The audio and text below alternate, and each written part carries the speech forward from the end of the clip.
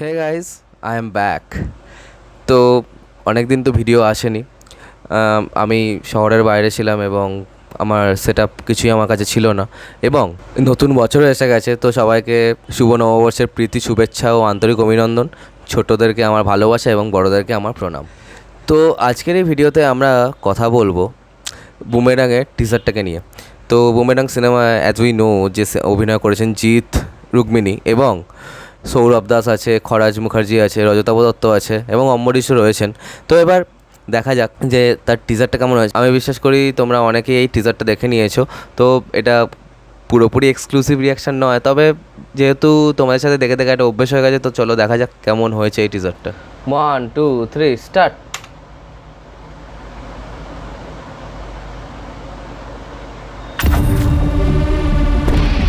এটা আমার জীবনের সবচেয়ে বড় স্বপ্ন। ওকে, বাইকটা কিন্তু ভালো লাগছে। নিজেকে প্রমাণ করার লড়াই।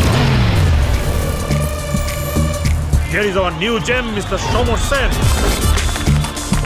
জিনিয়াস না? Acting লাগছে ভাই। Brilliant brain. Futuristic virtual mobile, এটা সমর বানিয়েছে আর এখন একটা কমপ্লিটলি ডিফারেন্ট প্রজেক্টে কাজ করছে। সো সাদে বলি পাগলা। I'll create history, Isha. I'll create history. আমি নিশা। Oh, lovely. ভূতে জানতে ছানা করছে খেলা জ্যোৎস্নাতে, শুনতে পেলাম ভূতের মায়ের মুচকি হাসি খচখচে খটখটে খটখটে খটখটে।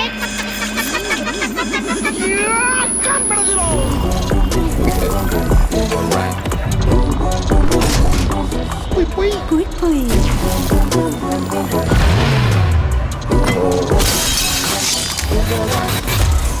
স্বপ্ন, স্কেল ভাই আছে। সম্পর্ক, জীবনে কোনটা বেশি প্রয়োজন? মদ। এখন মদ বেশি প্রয়োজন।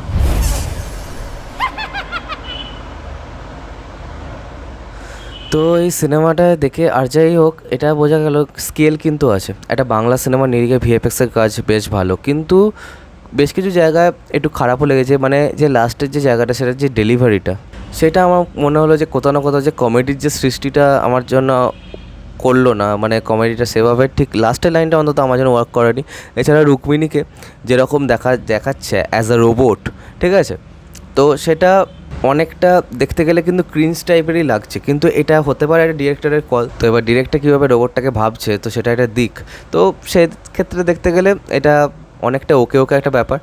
আর সৌরভ দাসকে আমার বেশ ভালো লেগেছে। হ্যাঁ, বেশ কিছু জায়গায় তার কমিক টাইমিং বেশ ভালো ছিল এবং it's a quite good teaser. আর তার থেকেও বড় কথা হচ্ছে, আমাদের কিন্তু এই সমস্ত প্রজেক্টগুলোর পাশে দাঁড়াতে হবে।